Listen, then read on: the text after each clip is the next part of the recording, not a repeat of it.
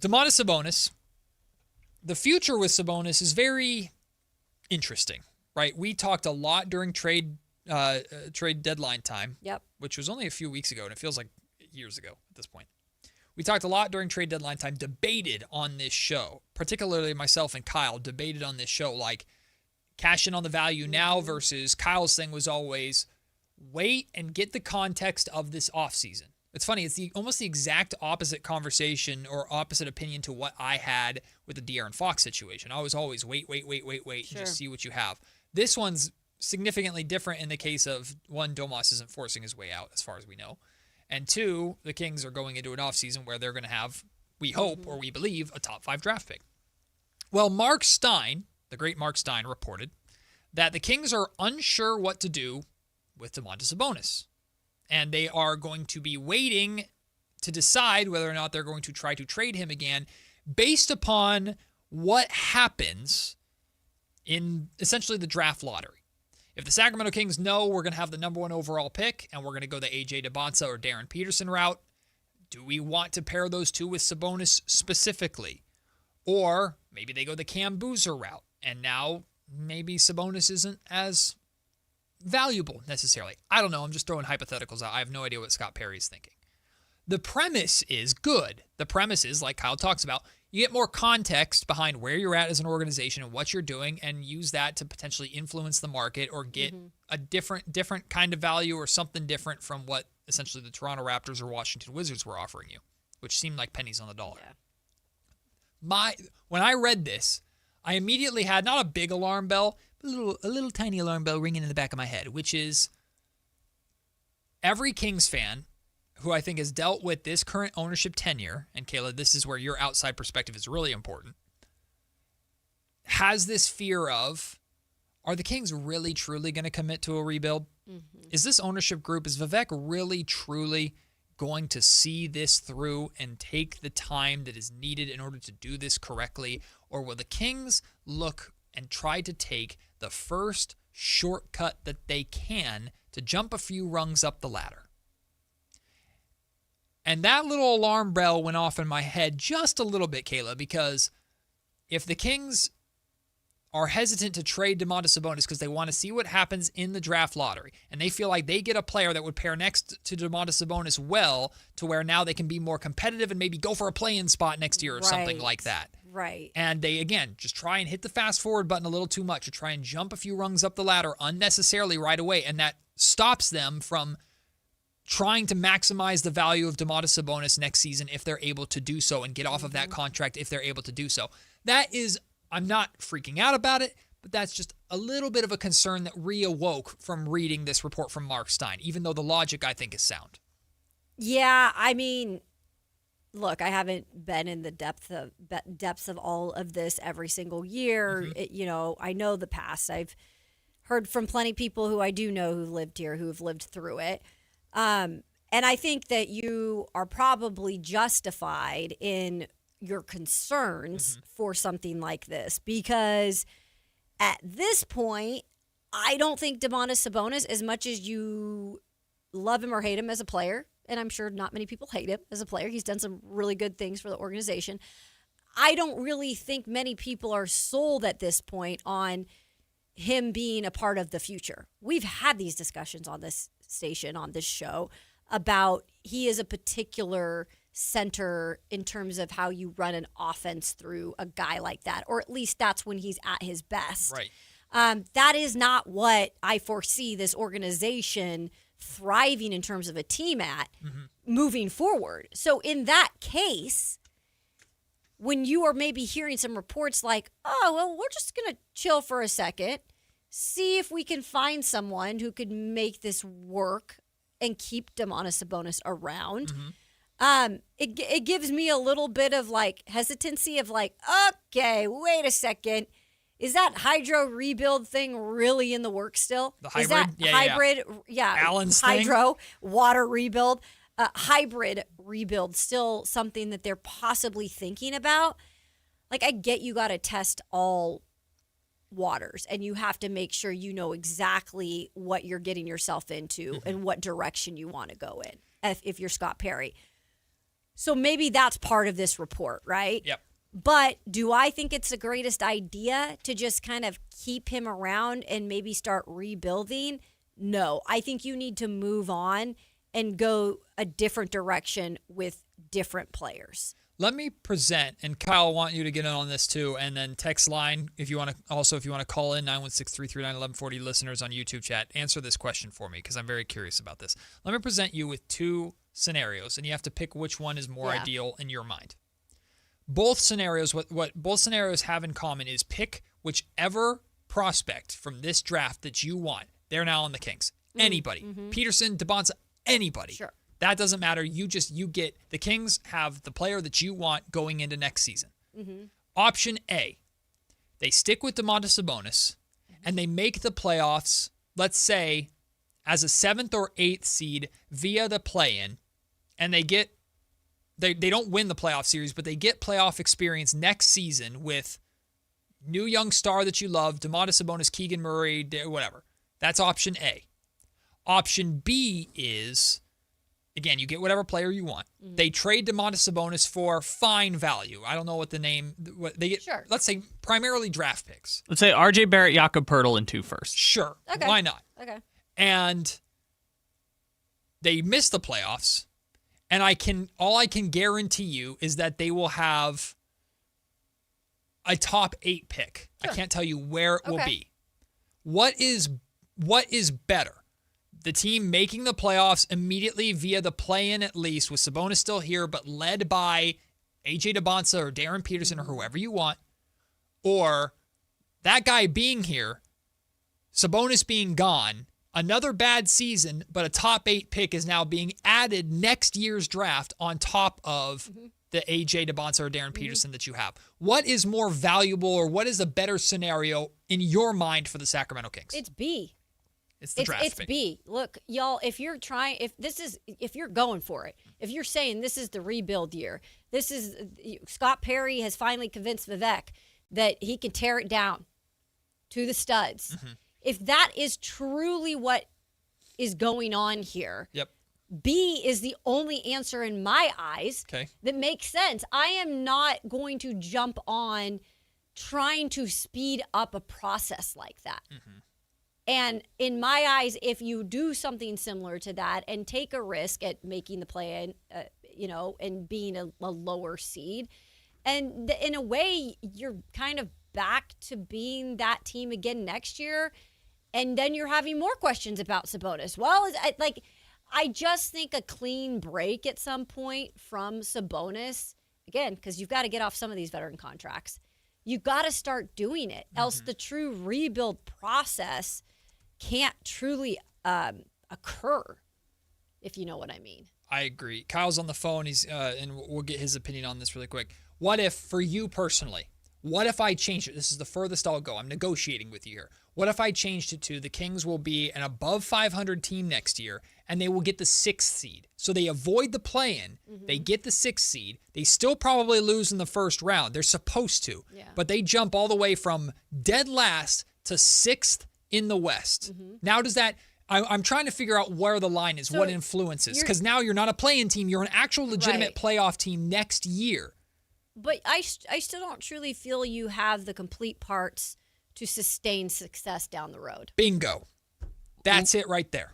Okay, I do have one piece of context I'm confused about that'll help. So you said option A is they get to the 7 or the 8, but you also said with whoever you pick being the best player. Correct. Which means they're probably like rookie of the year, putting up 20-something points, maybe, whatever probably. it is. The assumption is you get the star that you want, and they immediately get you to the playoffs via the play-in next year.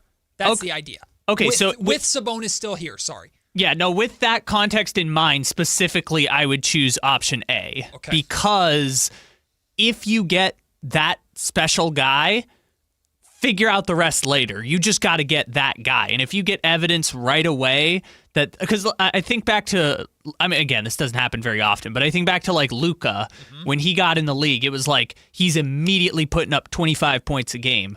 Wemby, when he gets to the league, he's immediately putting up 25 points a game. Like if you see signs of that like this guy is immediately coming in and at 19 years old is kind of doing what Cooper Flagg is doing, then I look at it and say, like, great, just I don't care about the circumstances. Just get me that guy and we'll figure out the rest later. So it's less about direction they go organizationally and more so just if I see that guy being excellent right away, give me the playoff run. Just give me that guy and we'll figure out the rest later. I completely agree with almost everything about the wanting to see the player essentially be the star right away. Like, oh my God, AJ Domantas is that good right away. For me, AJ's my dream guy. So my dream pick for the Kings. Sure. So AJ, oh wow, he's that right away. Love that. Yeah. But what you said at the end there is where I think Kayla pointed out is the hesitation, and I feel the same thing is we'll figure out the rest later.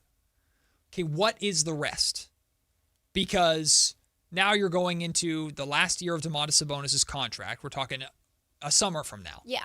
Last year of Domantas Sabonis' contract. Zach LaVine and DeMar DeRozan are off the books, and we can pretend they had a lot to do with the playoff run or zero to do with it. It doesn't really matter. But, Kayla, your point, which I subscribe to, is, okay, great, you got there. And you got there on the back of AJ Domantas or Darren Peterson or whoever you wanted. Wonderful. Right. Now, how do you go the next step? And that was the big thing for the Kings Beam Team year. Yes. Mike Brown always talked about getting from bad to good is easy. Getting from good to great is hard as hell. So next season might be Beam Team 1 all over again. But where does Beam Team 1, how does Beam Team 1 take that next step in the way they couldn't 3 years ago? I think that's the biggest hesitation that I have, Kyle. I guess the way I would answer your question is it depends, right? There's different ways to do it. So like with the Pistons, their version of it was we've got Cade Cunningham. We're going to stack a bunch of drafts, Jalen Durans and Thompsons and stuff like that. Versus Minnesota's plan was Anthony Edwards looks like he's the special player. We're going to trade 4 first-round picks for Rudy Gobert, right? So it's like different teams can have different answers to where you go from there.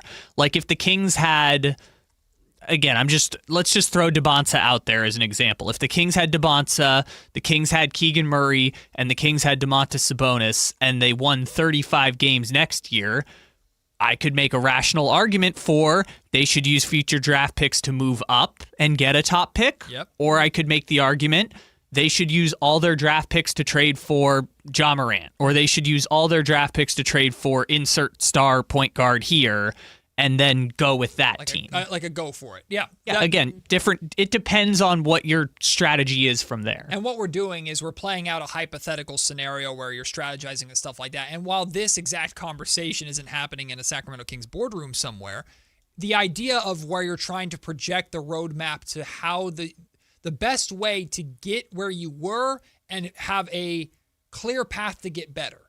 Like I know we use OKC as the example all the time for look what they've gotten. Look what they've done. But OKC got to the playoffs, and it was obvious that they were still trending up. The Detroit Pistons right now are, I know they're the number 1 team in the East. They might be an NBA Finals team this season, but it's obvious that the Pistons are trending in the right direction. Like, how do the Kings get there? How do the Kings get one back? Patience? Well, yeah, exactly. How do they get back to the playoffs? And when they get there, it's not lightning in the bottle again. How do they get there? And we look at them and go, there is no possible way even the Kings could stop themselves from taking that next step. Yeah, well, that's what you just said. And you just gave an example of an organization that has had to do it the longer way. Yeah. And they've drafted some good guys, including Cade Cunningham, who is now the face of that franchise. Mm-hmm. They've established an identity of how they want to play, who they want to be in the league. And guys, gals, like that does not happen in a year. Right. That is going to happen with multiple draft picks or multiple transactions to fit exactly what you're trying to put together here for sustainability. That is what Scott Perry is trying to do. Yeah. But you got to get off some of these other guys to get to that point. Yep. Short term is tempting, but long term's the point. Sue, she wants to get in on this option A versus option B. Sue, which option you going for? Oh, man, Matt, I just have to say is all this talk about getting rid of Sabonis is just nuts, in my opinion, and other people's opinion. The idea that we need a leader. We can't be putting all of our eggs on the draft, in the draft choice. Get hurt the first year. Yeah. When we have solid players, Monk, Sabonis, Keegan Murray, we have solid players. Why is all this talk about getting rid of people that are really good? The thing about it, Sabonis is we're going to lose him and he's going to go win a championship somewhere else with a team that values him, if this is how we're talking. So he is leader and he's experienced, having all these rookies on there, we need somebody that has some maturity and leadership for guys. Sue, thank you so much for the call. Yeah, I think a lot of people agree with Sue in the sense that Sabonis is a top center in this league. Right. My argument, and I've been a big supporter of Sabonis for a long time. My argument is, one, timeline related. The timeline is shifting. Mm-hmm. My argument number two is with moving Sabonis is simply not because you want to dump him for nothing. That's never been the conversation. No. It's my conversation is always about, if you're trying to rebuild, what you're trying to give yourself is the most flexibility to build something and give yourself good options to build it correctly. And the biggest concern with Sabonis specifically is about him being difficult to build around. Sabonis requires very specific pieces next to him to be at his most effective. And he's also being paid top dollar while not being a go-to offensive asset, a go-to scorer. You can run the offense through him. He's shown that. But Sabonis' first impulse is to score, or is to pass, not to score. And paying someone almost $50 million to where their first impulse isn't necessarily to score, and who has very visibly struggled when it comes to postseason basketball, that plays a factor in this. And I think Sue was our season ticket holder that has called in previously, if I'm not mistaken. So I get, her perspective might be also different from ours, or a different type of fan that is maybe thinking the opposite of Sabonis. So I get it, though. When you are also going to all these games and you're paying money to watch a good product, you want to continue to have stars. And like she mentioned, I think several times, leaders on the team. I get all of that.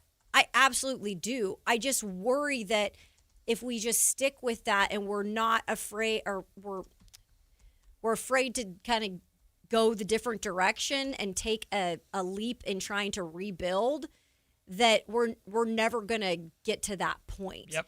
And I think I understand, again, where Sue's coming from, because she's paying hard-earned money to go to these games and she wants to see success.